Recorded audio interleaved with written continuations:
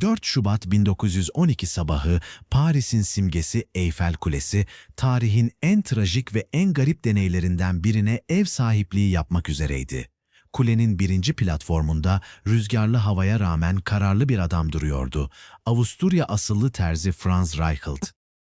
Reichelt sıradan bir terzi değildi.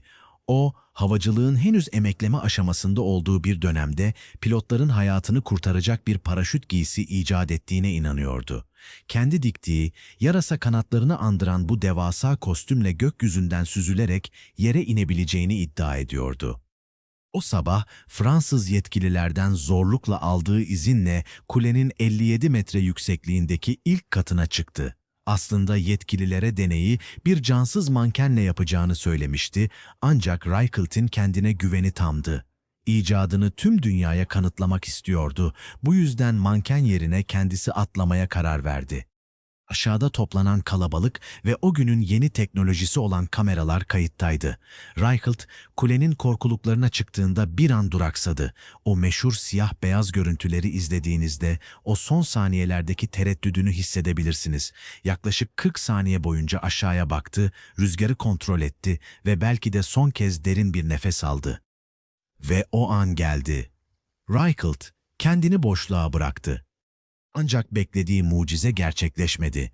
Kendi diktiği paraşüt giysi açılmadı, havayı dolduramadı ve Reichelt bir taş gibi saniyeler içinde beton zemine çakıldı. O günden geriye kalan görüntüler sadece başarısız bir icadın değil, bir insanın hayallerine olan körü körüne inancının en acı kanıtı oldu.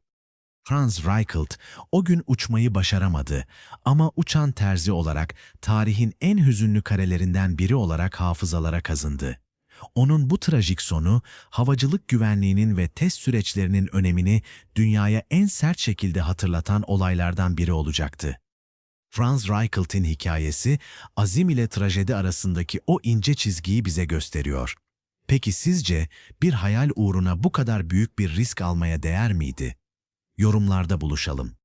Tarihin tozlu raflarında kalmış, yaşanmış gerçek hikayeleri ve o anların arkasındaki kareleri keşfetmeye devam etmek için videomuzu beğenmeyi ve kanalımıza abone olmayı unutmayın. Tarihten bir karede bir sonraki hikayede görüşünceye dek hoşça kalın.